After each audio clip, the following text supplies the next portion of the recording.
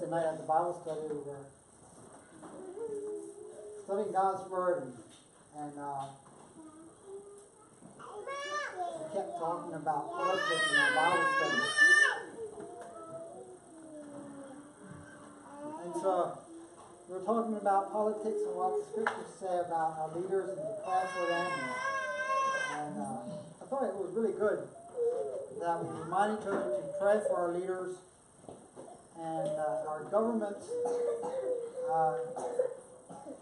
And if there's more to be involved, then the Lord can lead you in doing so. But pray for them. That's very distinct instruction for us as believers.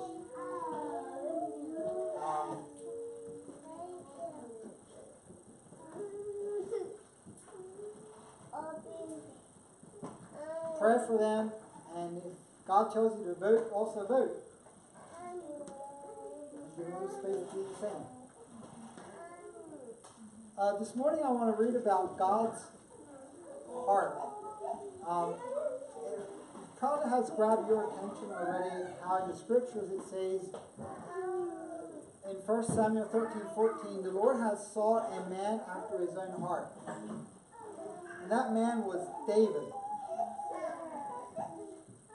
And so, when we see how David acted, now, he didn't make mistakes, but the noble things that David did are worth looking at because he was a man after God's own heart. And so that's the title of our message this morning, After God's Own Heart. And David had some really, there's a heart condition or a habit condition that he had that remained with him. One of those was he mourned for people when they died. Like, he mourned when there was loss of life. Even if it was his enemies, even if it was people that were after him. Like when Saul died, they fasted and prayed and mourned because of the death of Saul. When Absalom died, he fasted and mourned, and some people thought he kind of overdid it. And I'm not saying that he didn't. But let's start with 1 Samuel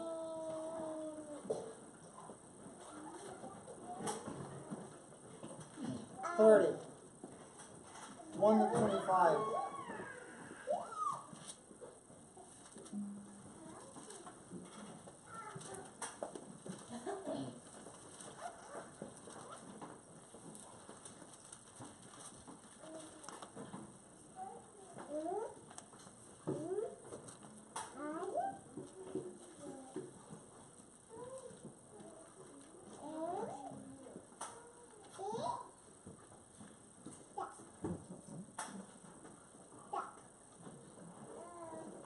We were reading through the Old Testament as a family, and when we read this chapter, I was beginning to see things that of David's nature, why God bragged about him years and hundreds of years later. The prophets talked about David, but I think this chapter here really got my attention the most with the attributes of David. I'm going to read this chapter, 1 Samuel 30. And it came to pass, when David and his men were come to Ziklag on the third day, that the Amalekites had invaded the south, and Ziklag, and smitten Ziklag, and burned it with fire.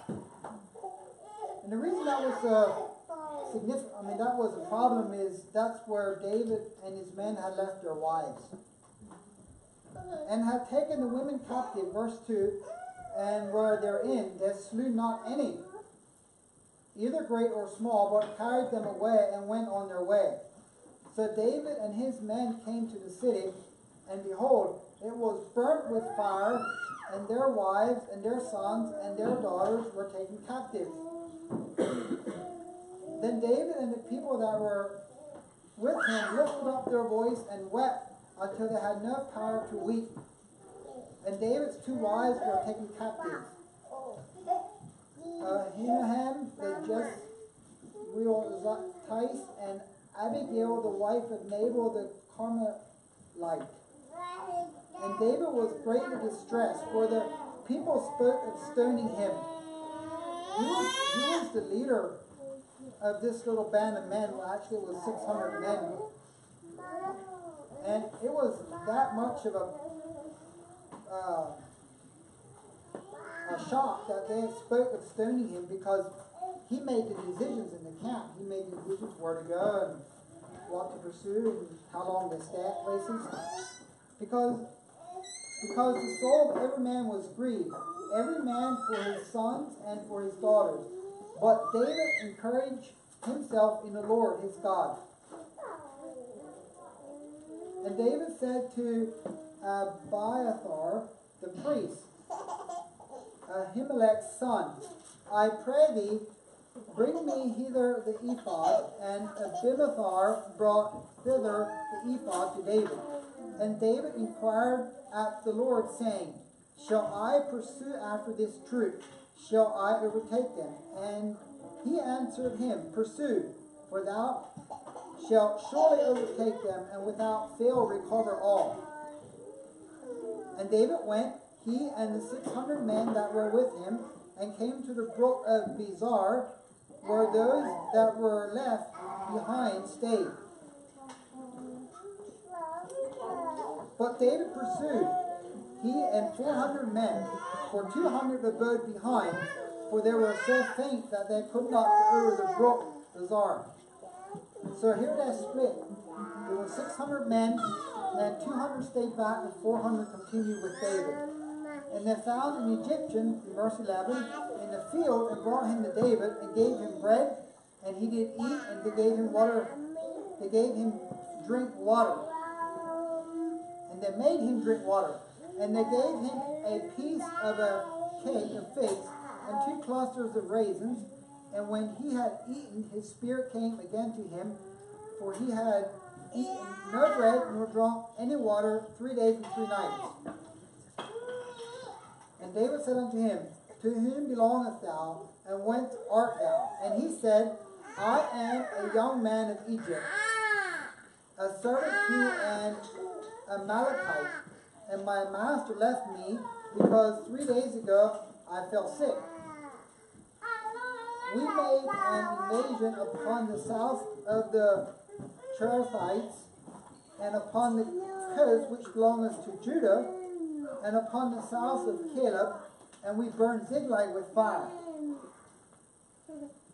And David said unto him, canst thou bring me down to this company? And the Egyptian said, swear unto me by God that thou wilt neither kill me nor deliver me in the hand of my master, and I will bring thee down to this company. And when he had brought him down, behold, there were spread abroad upon all the earth, eating and drinking and dancing. This was the people they were after. They caught up to him, and these people were rejoicing because of all the great spoil that they had taken out of the land of the Philistines and out of the land of Judah. And David smote them from the twilight even unto the evening of the next day, and where escaped not a man of them, save 400 young men, which rode upon camels, and fled. And David recovered all that the Amalekites had carried away, and David rescued his 2 wives. And there was nothing lacking to them, neither great, neither small nor great, neither sons nor daughters, neither spoil, nor anything that they had taken to them. David recovered all.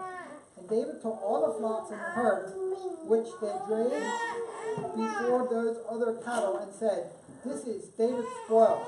And David came to the 200 men, which were so faint they could not follow David, whom they had made also to abide at the brook Bezar, and they went forth to meet David, and to meet the people that were with him. And when David came near the people, he saluted them. Then answered all the wicked men and the men of Belial. Those men were men that were part of the 600. If you follow the Old Testament uses the word Belial when it means that you are wicked in your heart. I don't know why it does that, but if you read that, it's not a place or a thing, but it's, I don't know why it don't just say men of evil, but it says men of Belial. there were men within their camp, and those that went with David and said, because they went not with us, that was the 200 that stayed back, we will not give them all of the spoil that we have recovered, except to every man his wife and children, that they may lead them away and depart. Then said David, ye shall not do so, my brethren. With that which the Lord has given us, who hath preserved us and delivered the company that came against us into our land, into our hand. For who will hearken unto you in this matter? But as his part is that goeth down to the battle, so shall his part be that carrieth by the stuff. They shall part alike. He was going to use everyone alike. And it was so from that day forward that he made a statute and an ordinance for Israel unto this day. And so that is like one of the many places where David did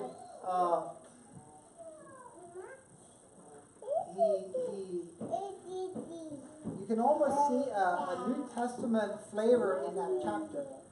They were still in the Old Covenant, they were still fighting people instead of spiritual demons, and like the New Covenant is against principalities and high places. But it almost reminds you of Matthew 20 when in the parable of Jesus said when the people were complaining about working the whole day or just the last hour. And the man in the parable, the man that owned the farm said, I don't have the right to pay them the same.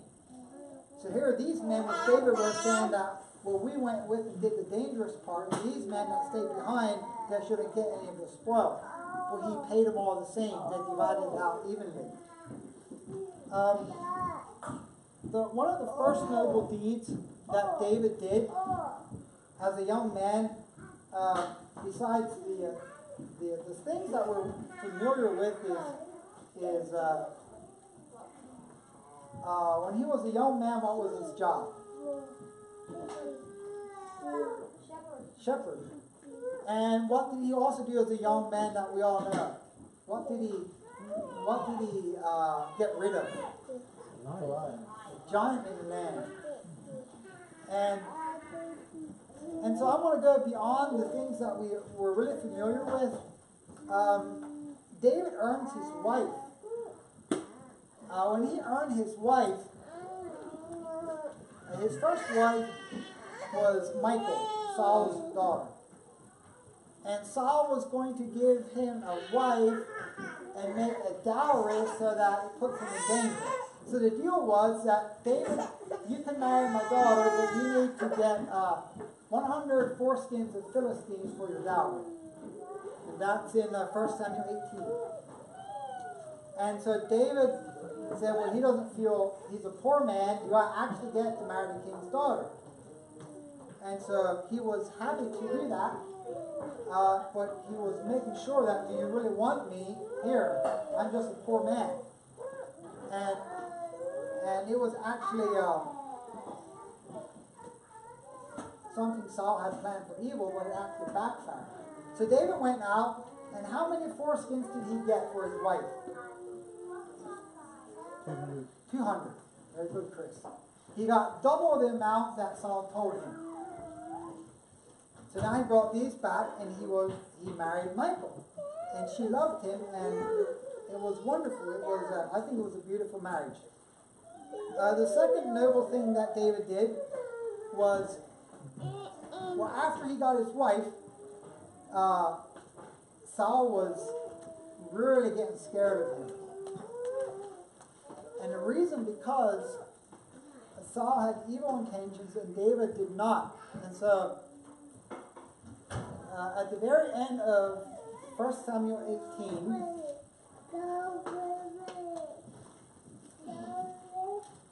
and Saul was yet the more afraid of David, and Saul became David's enemy continually. Then the princes of the Philistines went forth, and it came to pass, after they went forth, that David behaved himself more wisely than all the servants of Saul. And so because it was a noble thing that David was doing, and it did not go well with the darkness that was in the household. The second thing I wrote down, 1 Samuel 22. David was fleeing from Saul, and men started to gather around him. It was men that were kind of like that. They were They were brokenhearted.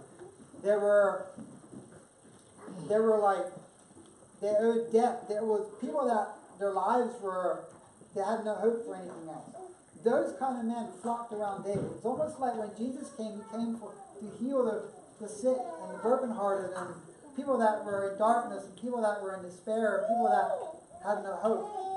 And it's almost a resemblance of Christ. And so these men gathered around David, and these men became noble men because David was a noble leader.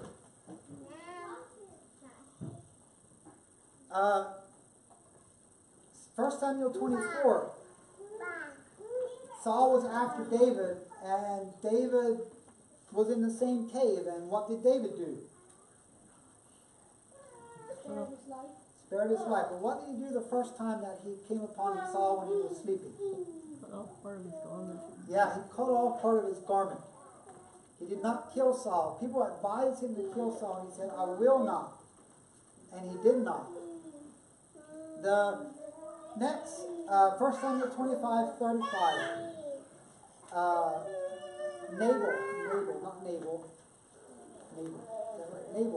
Nabal was very rude to David and his men.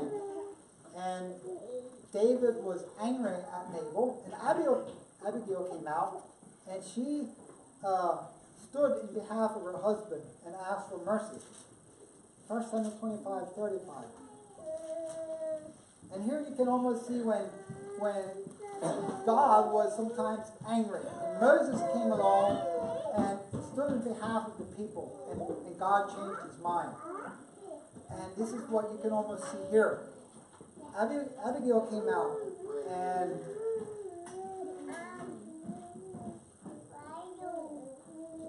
she had a gift for him, and she also put herself in the place for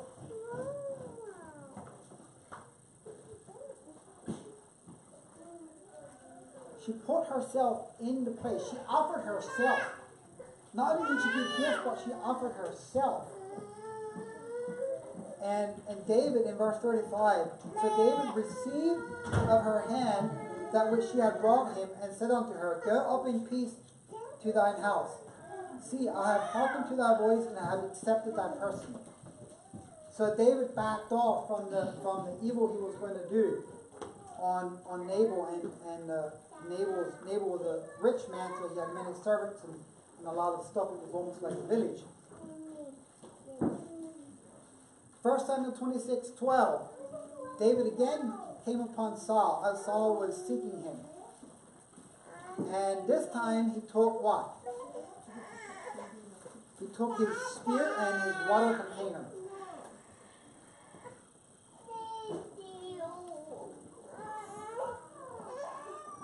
He did not. Again, he was advised to kill Saul, and he did not.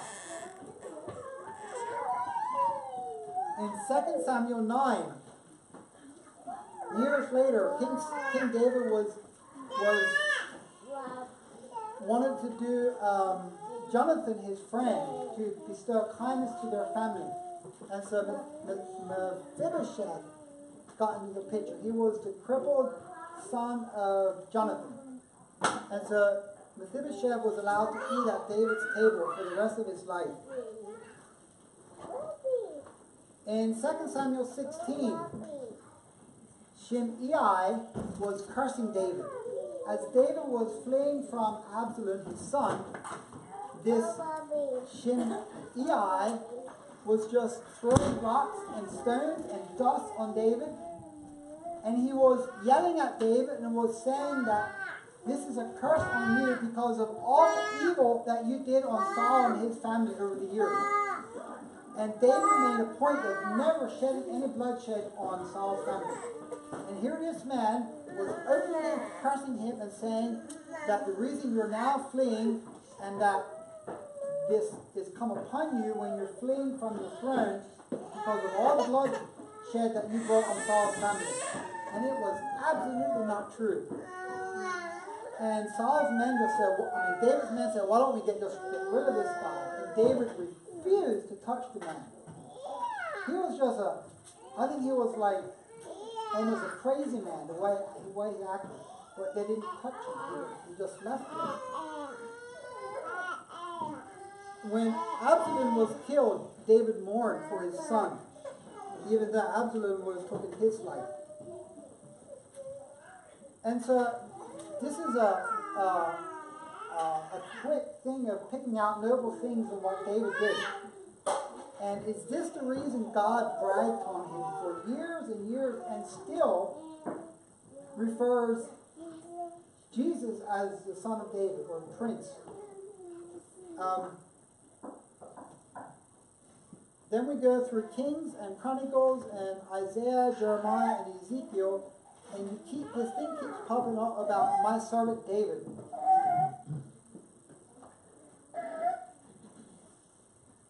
I'll read a couple of them. 1 Kings 11:32.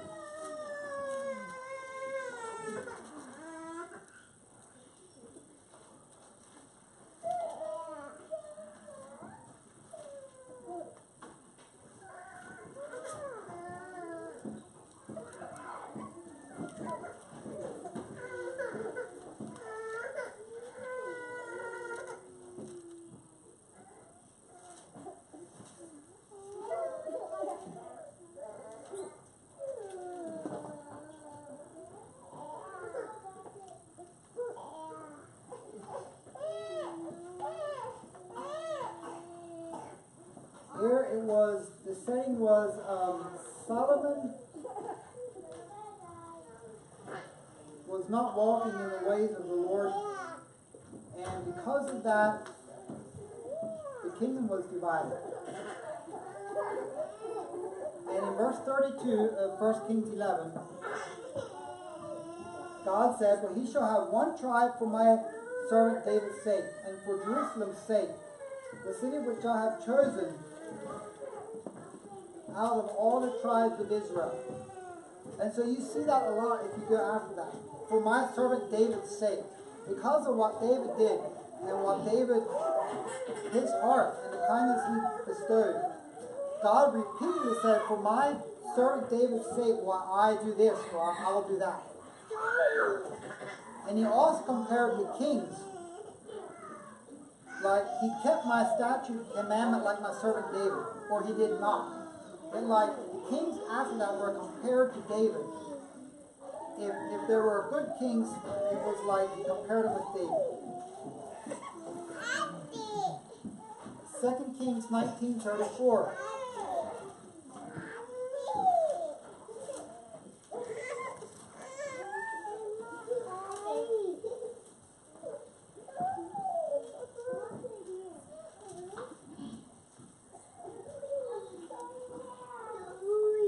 This was in a time of Elisha.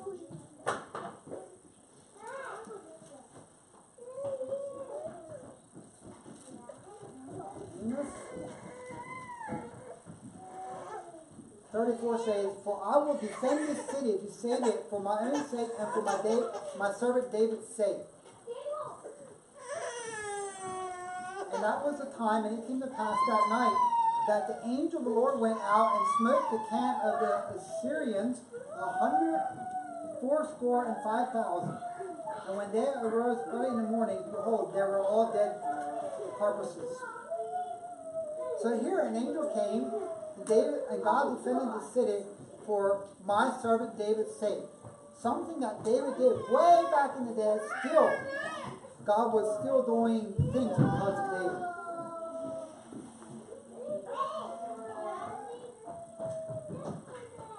And then in the last part of the Old Testament, when you find my servant David, is in Ezekiel. And then it's pointing to Christ. Ezekiel 34.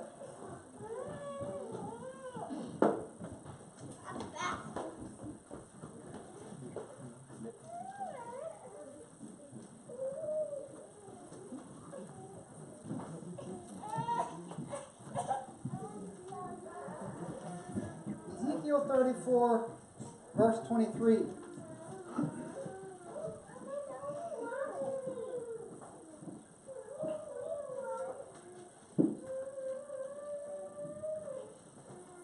The prophet was speaking, and this is the chapter we studied at Daniel's place. Right, Daniel? Ezekiel 34.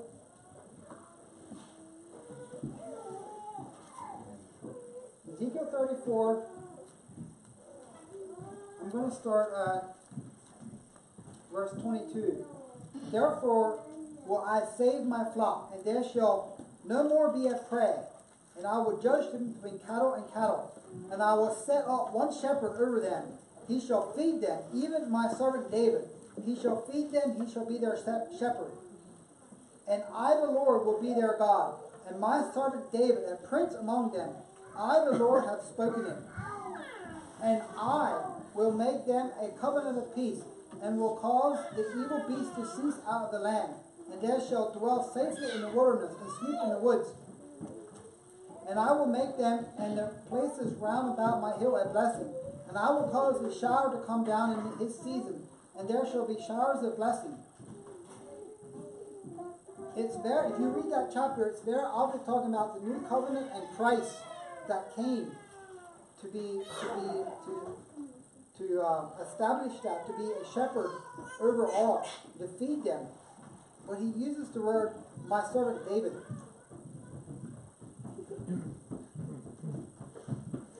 And so how does that pertain to God's own heart? If you look at what happened in the Old Covenant, the Old Covenant, the Old Testament, and the New Testament, Testament is the same as covenant. So the word is the same in the most part. This could just as well say New Covenant and New Testament. Or New Covenant and Old Covenant. Or New Testament and Old Testament. So when God made an Old Covenant, you see for hundreds of years, people have stayed with him, then they have strayed away. They have mocked him, they have committed adultery, spiritual adultery, and in New Covenant, when Christ came, the very group of people that blasphemed the name of the Lord, Jehovah, Christ came to redeem. It's almost like Shimei, who cursed David, and David would not touch him. But God even went further than that. The people group that cursed his name, that blasphemed his name, that committed adultery to his name, for hundreds and thousands of years, he sent his son to come to save them. I mean, that is absolutely way beyond any human ability. To save a group of people that has repeatedly put your name in the dirt and committed fornication to you as a god. Shimei did not get that. Shimei, that cursed David, when David did not touch him. After David became king, Shimei came and bowed before him and wanted to get back on his side. And again, David's servant suggested that they kill him, but he would not. And he swore to Shimei that he will not kill him.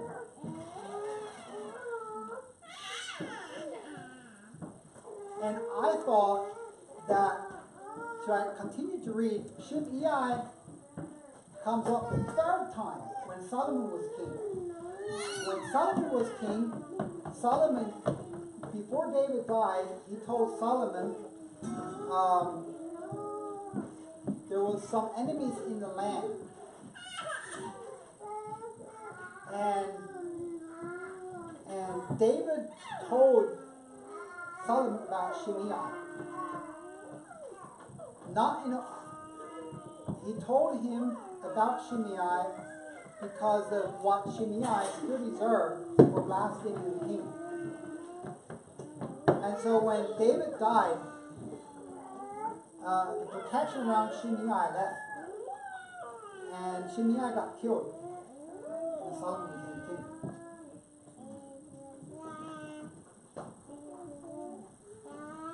And the reason that got my attention, I thought when I started reading about Shimei that what David swore to him was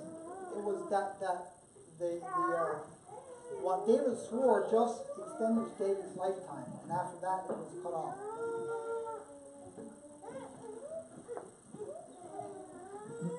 And that's just, I don't know how that fits into my message, but it grabbed my attention when I was reading it. So my message is the heart that the Creator has for His creation, that He would send to make a new covenant, bring an end to the old covenant that our fathers were not able to keep, and make a new covenant with us in Hebrews 8:8. It is the heartbeat of the gospel of Christ. It's a new covenant. Jesus said that my blood is the blood of the new covenant. Jesus' blood sealed the new covenant. So that's my message. God bless you.